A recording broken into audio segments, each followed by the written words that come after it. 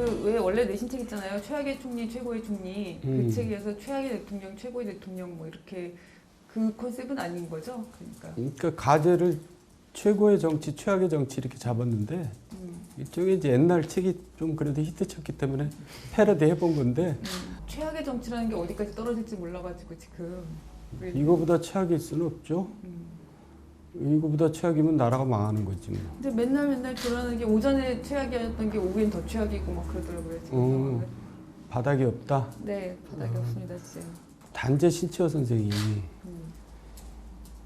이제 묘청의 서경천도 실패를 네. 조선 역사 1000년의 제1대 사건이라고 이제 이렇게 하셨는데 나는 그게 제2대 사건이라고 봐요.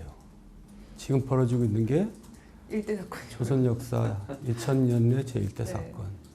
이 스토리는 앞으로 100년 후, 500년 후, 1000년 후, 2000년 후 계속 연속극 드라마, 또 영화, 또 소설로 계속 나올 거예요. 엄청난 사건이고 또 여러 가지 드라마적인 요소를 갖추고 있어요.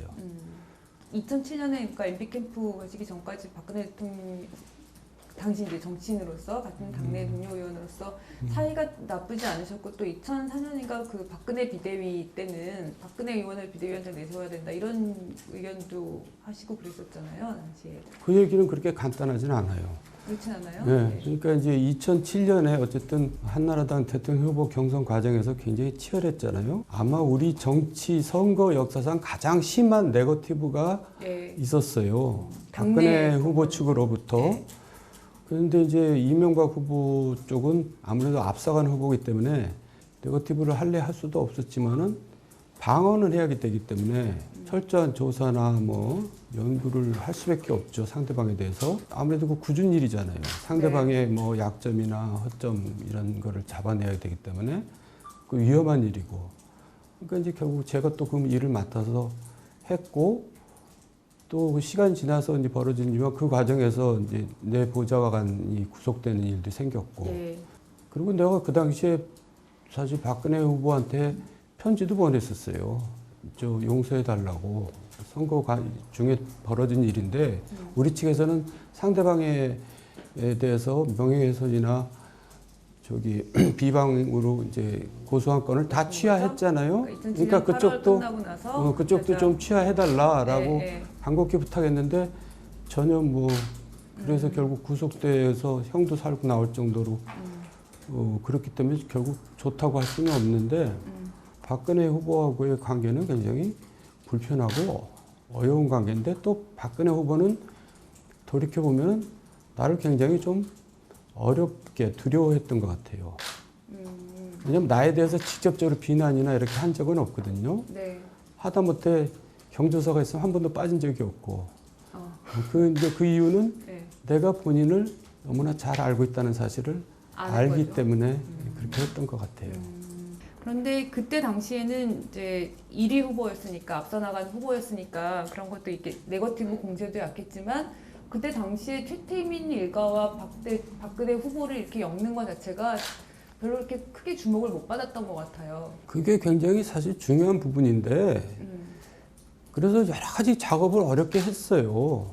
왜냐하면 과거의 자료들을 확보하기도 힘들었고 또 진술인들을 또 설득하기도 힘들었고 진술인들이 굉장히 두려워해요. 그런 내용을 다 잘 아는 사람들이. 최태민 일가, 최순실까지 이제 그분들이 굉장히 불순하고 못된 분들이더라고요. 그리고 박근혜 대통령은 거기에 이제 이용당하고 있고 거의 이제 지금까지 치면 40년 동안 이용당해 온 거죠. 근데 정작 박근혜 대통령 본인은 그분들을 철석같이 믿고 있는 거예요. 그것도 거의 뭐 신적으로. 최태민에 대해서 비난만 하면 항상 반응이 뭐라 나오면 천벌을 받을 것이다라는 반응이 항상 나오거든요.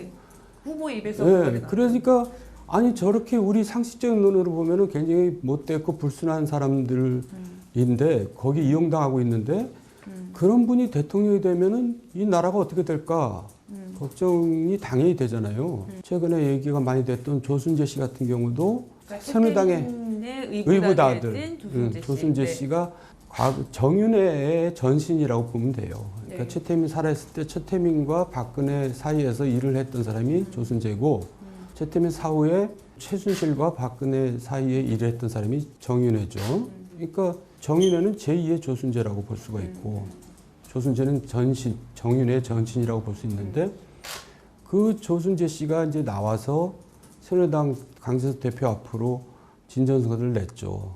탄원서를. 네. 이런 사람이 대통령이 되면 안 됩니다. 근데 그것도 언론에 거의 싣지 않았어요. 예. 근데 그건 나도 참 지금도 굉장히 미스테리예요. 근데 그때 당시에 그러니까 그 MB 캠프 장광근 대변인이 논평을 보면 박근혜 대통령이 되면 최태민 일가의 국정농단이 우려된다. 그리고는 과거 완료가 아니다. 앞으로 현대진의 미래진영이 될 것이다. 이런 얘기를 했었거든요. 최태민 사후에도 그들의 일가가 어떻게 영향을 끼치고 있다라고 하는 것들에 대해서 그 어느 정도까지 알고 있었나요? 그러면? 아주 세세하게 알고 있었죠. 왜냐하면 후보 청문회 할 때 이제 우리 측 질문자가 이제 박근혜 후보한테 질문을 했어요. 조순재 씨를 아십니까? 했더니 박근혜 후보가 모릅니다라고 대답을 합니다. 네. 저도 그때 TV를 보고 있다가 거의 기절할 뻔했는데 그 얘기는 뭐냐면 10년 후에 정윤회 씨를 아십니까? 그랬는데 모릅니다라고 한 거랑 똑같은 거거든요. 그래서 우리가 확신하게 된 거죠. 우리가 그동안 조사했던 거, 진술 들었던 내용들이 다 사실이구나. 그렇지 않고서 왜 이렇게 부정을 하겠어요. 당당하면 그걸 긍정을 해야지. 그러니까 원칙과 신뢰의 정치인이라고 믿어왔는데 그렇게 그냥 너무나 뻔한 거짓말을 하신 거예요. 조순재 본인도 그걸 보고 너무 놀란 거예요. 충격을 먹었던 거예요. 네, 충격을 먹고 결국 이제 사실 저희 캠프로 찾아온 거죠. 내가 너무나 잘하는데 네. 이 사람은 큰일 날 사람입니다. 대통령 될 수가 없습니다. 대통령 되면 큰일 납니다. 나라가 망합니다. 그 구체적인 어떤 그 안 되는 뭐 이런 이유들 같은 것도 있겠지만 그때 당시에 검증하시면서 박근혜는 어떤 인물이다 이렇게 생각이 되셨나요? 누가 봐도 좀 천하고 못되고 불순한 사람들에 둘러싸여 있는데 더군다나 그 사람들 철석같이 믿고 있고 또 그 사람들한테 철저히 이용당하고 있으면서 이용당하고 있는 사실 자체도 모르면은 그거는 죄송한 말이지만은 철이 없는 거잖아요. 근데 일국의 지도자가 더군다나 우리 같이 큰 나라의 지도자가 철이 없어서 되겠어요? 그러니까 철이 우리가 든다 이런 얘기는 여러 가지 의미가 있지만은 이제 사리 구분을 한다는 거 아니겠어요? 세상살이에. 네. 그러니까 세상살이에 너무나 구분을 할 줄 모르시더라고요. 사람 구분을 못하고 이제 균형 감각이 없고. 그러니까 한쪽 말만 듣고 세상 일을 판단하면은 그게 철이 없는 거잖아요. 근데 지난번에 문체부 무슨 승마 때문에 공무원들 사건 보면은 나쁜 사람들 뭐 하여간 한쪽 말만 듣고 그거에 대해서 동조하지 않은 나쁜 사람들이 돼버리고 그렇게 해가지고 국정 운영을 하면은 그 결과는 뻔한 거죠. 지금 드러난 것 말고도 그 당시에 느끼셨던 어떤 한 사례 같은 것들이 있나요? 이건 정말 안 그러니까 인상적인 사례? 예, 굉장히 이제 일단 추상적으로 표현하면 폐쇄적이고 권위적이잖아요. 예. 그러니까 정말 뭐든지 신비에 쌓여 있어요. 아니 대통령 후보라면은 모든 게 낱낱이 다 공개되잖아요. 근데 여기는 그냥 너무나 모든 게 다 꽁꽁 묶여져 있고 베일에 쌓여 있고 일국의 지도자가 그렇게 해서 지도자가 된다는 것은 좀 뭐라고 해야 될까요? 굉장히 위험한 거죠. 국민들이 다 알고 검증이 돼야 되는데 집도 나중에는 공개됐지만 그 집을 들어가려면은 뭐 CCTV가 너무나 많고 최순실 일가의 건물들에 접근해 보면은 알겠지만 CCTV 투성이에요. 뭐가 그렇게 베일에 쌓여 있는 게 많은지, 뭐가 그렇게 당당하지 못한 게 많은지요. 그러니까 그런 폐쇄성이 일단 정치인으로서는 너무나 이상한 거고 정상적인 게 아닌 거고 또 권위적이잖아요. 네. 그러니까 요만큼도 반대를 허용하지 않고 요만큼도 싫은 소리 들으려고 하지 않고 그러니까 그런 걸 갖고 우리가 뭐냐면 권력을 잡으면 절대 권력이라고 그러잖아요. 네. 그래서 절대 권력은 절대 망한다고 그러잖아요. 그 말이 그냥 생긴 말은 아닌 거 알잖아요, 우리가. 그러니까 지금 절대 권력이 절대 망한 거죠. 그 당시에 그러면요, 그 박근혜 대통령과 최순실 부녀 그 관계를 어디까지 정도 알고 있었나요? 2007년에 그때. 지금 인터넷 보면 종합판이 나와 있더라고요. 별 얘기들이 다 나와 있죠. 근데 제가 사실 모르는 얘기도 있어요. 근데 저는 거의 다 사실이라고 믿어요. 뭐 이상한 이제 추측들을 하는데 이상한 추측도 다 사실이었어요. 조순재 씨의 진술에 의하면은. 그 오늘도 어느 방송국에 갔다 왔더니 이제 거기에 대해서 굉장히 집중적으로 제 입을 열게 만들려고 그러던데 방송에서 말하기 참 어려운 그런 관계들이 있는 거죠. 여러 가지 측면이 있겠는데요. 이제 이 사람들이 일종의 종교, 사교로 이렇게 얽혀져 있는 좀 이상한 관계들이라는 얘기도 있고, 또 일종의 그 경제 공동체, 이 박 대통령이 어떤 판단을 이들에게 너무 의지한다. 이런 여러 가지들이 있을 텐데. 최태민 씨 얘기라면은 팥으로 메주를 쓴다 해도 믿더라고요. 그 여러 사람의 진술이나 자료를 보면은 대통령께서는 좀 일상적으로 잘하지 않았잖아요. 그러니까 좀 폐쇄된 공간에서 자란 셈이잖아요. 그러니까 사회성이 굉장히 약하죠. 박근혜 대통령 입장에서는 그 사람들만이 세상이었고 그 사람들만이 믿을 수 있는 세상. 그러면 그걸 사교라고 해도 되지 않나요? 재산 문제만 해도 박근혜 후보는 거의 모든 걸 의지해요. 하다못해 속옷 하나도 본인이 사본 적이 없지 않아요? 뭐 목욕탕을 언제 한번 가봤겠어요? 버스를 한번 타봤겠어요? 그러니까 모든 걸 다 의지하는데 그러면 그 재산이라는 것이 이제 출처가 나와야 되잖아요. 구국봉사단 시절부터 각종 부정부패를 일삼아가지고 거기서 이제 돈을 모았다 하는데 이제 조순재의 진술에 의하면 그거는 어떻게 보면 푼돈이었고 뭉칫돈이 들어왔다는 거죠. 박정희 대통령 돌아가신 직후에. 그것이 지금 최태민 후손들의 재산의 이제 기본 재산이 됐던 거죠. 그 뭉칫돈이. 저는 이런 질문을 던지고 싶어요. 우리나라 사람들은 박정희, 유경수 여사의 재산은 빵원이라고 생각해요. 그랬겠어요? 그러지는 않았을 거 아니에요. 네. 그리고 적지는 않았을 것 같아요. 그러면 그 돈이 과연 어디 갔을까요? 조순재가 말하는 뭉칫돈이 결국 그걸 의미하는 게 아닐까요? 만약에 그게 추론이 사실이라면 이제 명의신탁이 된 거잖아요. 그렇죠. 차명으로. 네. 근데 우리가 보면은 내가 유유진 씨한테 내 재산을 다 맡기면 관계가 어떻게 될까요? 제가 의리됩니다. 네, 그렇죠. 그렇게 되잖아요. 네. 그렇게 해서 갑을 관계가 거꾸로 형성이 되어버렸던 것 같아요. 추측을 하자면 그게 사실이라면은 어떤 사교적인 어떤 믿음 또 그런 재산으로 엮여져 있는 어떤 갑을 관계 뭐 이런 게 다 얽혀져 가지고 거기에서 꽁꽁 묶여서 헤어나오지를 못하고 있었던 거죠. 40년 동안에.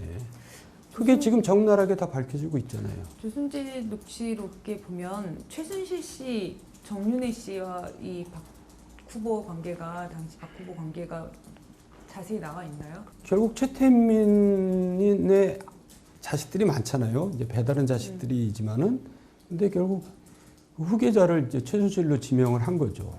아마 거기서 조순재 씨가 이제 좀 소외감을 많이 느꼈을 수는 있을 것 같아요. 자기가 일은 다 했는데, 최순실로 가는 와중에 자기가 일은 다 했는데, 자기는 굉장히 총애를 받고 있다고 생각했는데, 뭐 이제 후계권이 이제 최순실 씨한테 넘어간 거죠. 그래서 최태민 씨가 돌아가신 게 90 몇 년이죠? 4년. 94년 이후부터는 이제 최태민이 했던 역할을 최순실이 하는 거죠. 정윤회 씨와의 관계에 대해서는 어떻게 묘사가 돼 있나요? 그러면 어쨌든 정윤회 씨가 이제 그 역할을 대신 하는데 조순재가 했던 역할을 그래도 이 두 사람을 내가 이렇게 그동안에 지나온 일을 평가해 보면 굉장히 기본은 그래도 알고 있는 사람들이라고 생각해요. 일을 해도 황당하게 버리지 않고 최소한도 지킬 건 지켜가면서 또 가릴 건 가려가면서 일을 했는데 그 정윤회 씨하고 이제 이혼을 하잖아요. 그리고 이제 정윤회 씨가 이제 이 관계 그 관련된 박 대통령 관련된 일에서 손을 끊고 난 다음부터 벌어진 일들을 보면은 이제 별의별 황당한 일들이 벌어지기 시작해요. 그러니까 이제 최순실 수준에서 일이 벌어지다 보니까 나는 그렇게 했다고 보는데 그래서 이제 그런 가정을 해봐요. 정윤회 씨가 계속 이혼하지 않고 일을 했더라면 사태가 여기까지 오지는 않았을 거다. 그런 생각을 하는 거예요. 그러니까 대통령이 되기 전에 많이 도왔던 사람들이 있잖아요. 예를 들면 전효 의원은 그 대표 시절에 대변인으로서 신임받으면서 일했고, 유승민, 이혜훈, 최경환 의원 다 열심히 MB 캠프를 공격도 하고 이런 활동을 활발히 했잖아요. 근데 박 대통령이 결국에는 이런 허수아비라고 하는 걸, 그리고 결정을 자기 힘으로 못한다는 걸 이미 알고 있으면서 도왔다면 그것도 문제되는 거 아닐까요? 그분들뿐만 아니라 다 저한테도 책임이 있죠. 그리고 대한민국 모든 사람한테 책임이 있잖아요. 그분을 대통령으로 또 뽑았으니까. 근데 이제 경중이 네. 이제 있겠지만은 결국은 어디서 이제 그 갈라서게 되냐면 네. 아니 되옵니다라는 말이 나오기 시작하면 갈라서기 시작해요. 모든 게 지당하옵니다 해야지 되지 아니 되옵니다라는 말을 하는 순간 그 다음부터는 이제 아웃이 되기 시작하는 거죠. 그만큼도 뭔가 충원을 이제 허용하지 않는 거죠. 이명박 대통령과 비교해보면 어떨까요? 아니 되옵니다 하시다가 이제 이명박 정부에서 이렇게 그 좀 주변에 계셨잖아요. 아니 되옵니다를 얘기하시다가. 근데 이명박 대통령은 굉장히 실리주의자이기 때문에 자신의 처지가 굉장히 어렵거나 불리할 때는 아니 되옵니다를 들어요. 그러다가 자기가 확실하게 이제 자기 자리를 잡고 나서는 다시 안 듣죠. 네. 그 차이가 있어요. 근데 박근혜 대통령은 자기가 불리할 때도 이제 거의 안 듣는 편이죠. 정두원 의원께서는 이제 박근혜가 어떤 사람인지를 아셨는데 이명박 대통령도 아나요? 또는 알고 있었나요? 어떤가요? 당연히 알고 있죠. 제가 알고 있다는 것은 이명박 대통령도 알고 있다는 거죠. 아니, 그러니까 이제 이명박 대통령이 박근혜 대통령에 대해서 가진 생각의 기본은 시종일관 같아요. 뭐냐면 박근혜는 대통령이 될 수도 없고 돼서도 안 된다. 본인이 대통령이 되고 난 다음에 박 대통령의 주변에 있었던 여러 가지 불미스러운 일들에 대해서 어떤 조치를 취할 수도 있었던 거죠. 그런데 그걸 취하지 못했던 이유는 뭐 여러 가지가 있지만은 뭐랄까 대립각 선상에서 굉장히 큰 이제 좀 힘을 갖고 있었기 때문에 그걸 섣불리 건드리기도 힘들었다는 것도 있고, 그렇지만은 또 본인이 재임 기간 내내 소위 말해서 헤맸거든요. 그러니까 그것을 이렇게 저렇게 할 힘이 없었어요. 그리고 세 번째는 또 본인 주변이 다 국정농단을 벌였잖아요. 네. 그러니까 머무든 개가 머무든 개를 나무랄 수가 없는 처지였던 거죠. 그 박근혜 대통령의 여러 가지 불미스러운 일들, 그런 일을 전혀 아무런 조치를 취하지 못하고 넘어간 것도 이명박 대통령의 책임이 크다고 저는 생각해요. 2012년, 2016년 그 총선 공천 때 역시 그때도 최순실의 영향력이 있었다고 생각하세요? 미뤄 짐작하면 그렇겠죠. 그러니까 오늘 발표 나온 거 보면은 뭐 장차관 인사까지도 다 자료가 넘어갔는데 특히 공천 자료는 뭐 100% 넘어갔다고 봐도 뭐 틀림이 없겠죠. 검찰 이제 그 중간 수사 결과를 발표하면서 여러 가지 사실들이 구체적으로 드러나게 되었고, 지금 공소장에 이런 내용이 있다, 저런 내용이 있다 이렇게 막 보도가 되고 있잖아요. 박근혜 대통령이 어떨 거라고 보세요? 스스로 물러나게 되는 과정에 고통스러운 과정을 거쳐서 그렇게 될 거라고 보십니까? 아니면 결국은 탄핵밖에 없다고 생각하십니까? 어떻게 보세요? 내가 볼 때는 10대 맞고 끝날 거를 100대 맞을 일로 가고 있다고 보여지는 거예요. 이미 민심은 뚝을 넘어버렸잖아요. 네. 근데 그걸 현실을 직시를 못하고 있는 거죠. 어떻게든지 이제 속된 말로 개기고 있는 거잖아요. 그러다 보면 무슨 기회가 다시 또 나한테 유리한 기회가 형성될지 모르겠다. 근데 이미 뭐 그거는 선을 넘어선 것이고, 더군다나 오늘 검찰 발표를 기점으로 해서 이제 그건 돌이킬 수 없는 것이 돼버렸잖아요. 왜냐하면 이제 범죄자가 피의자가 돼버렸기 때문에 정말 질서 있는 퇴진을 하는 것이 본인을 위해서도 최선이고 국민을 위해서도 본인이 할 도리죠. 질서 있는 퇴진에 대한 여러 가지 정치 일정들이 이제 만들어져야 되는데 이번 주 내로. 근데 그거는 또 박근혜 대통령한테만 기대할 수 있는 게 아니에요. 정치권에서 그걸 해내야 되는데 그렇잖아요. 박근혜 대통령은 이제 거의 식물 대통령처럼 되어버렸기 때문에 이제 정치권에서 책임 총리 추천 문제, 네. 또 개헌 문제, 탄핵 문제 이런 거에 대한 정치 일정들을 합의해 내야 되잖아요. 근데 그게 잘 안 되고 있는 이유는 뭐냐면 유력한 대권 주자들이 대권이 눈앞에 와 있기 때문에 지금 이 현상이 제일 좋다고 보는 거예요. 구체적으로 얘기하면 문재인 안철수가 그렇게 생각을 하고 있는 거죠. 지금 촛불 시위를 벌이고 있는 시민들은 박근혜 대통령한테만 초점을 맞추고 있지만 지금 사실은 다음 초점은 그분들한테 맞춰줘야 돼요. 이 사람들이 지금 걸림돌이 되고 있는 거죠. 정치 일정을 만들어내는데. 만약 진짜 탄핵으로 가는 게 되면 결국 탄핵이 성공할 거라고 보시나요? 그러니까 탄핵은 네. 국회 3분의 2를 통과해야 되잖아요. 근데 그 3분의 2 표결로 통과하는 게 아니라 구체적으로는 3분의 2가 발의를 해야 되는 겁니다. 구체적으로는. 결국 그 키는 또 새누리당한테 가 있는 거예요. 그러니까 새누리당이 지금 이러지도 못하고 저러지도 못하고 있으니까 야당도 자신이 없고 그러니까 섣불리 거기에 이제 나서지 못하고 있는데 그래서 이제 새누리당이 쪼개지든지 입장을 분명히 밝히든지 그래야 되는데 지금 이정현 대표가 그 이제 걸림돌이 되고 있잖아요. 결국 이제 그것을 흔들기 위해서 몇몇이 일단 선도 탈당을 한다는 거 아니에요? 네. 예, 그래서 이제 계속 탈당을 유도해서 결국 3분의 2 선을 확보를 해서 탄핵 절차를 가겠다. 그것도 굉장히 중요한 지점이죠. 좀 더 힘을 모아가지고 이제. 아니, 힘을 모아서는 아니에요. 뭐 그 힘을 꼭 모을 필요는 없어요. 일단 용기 있는 사람들이 나와서 이제 뭘 움직임이 자꾸 이게 정치도 이제 상상력을 가지고 창조해 내야 되거든요. 그러니까 계산적으로만 비즈니스처럼 해가지고 무슨 정치라고 할 수가 없잖아요. 그러니까 용기 있는 사람들이 나와서 그것을 선도 탈당을 해서 저 추가 탈당을 유도해내고 그러면서 일을 만들어내야죠.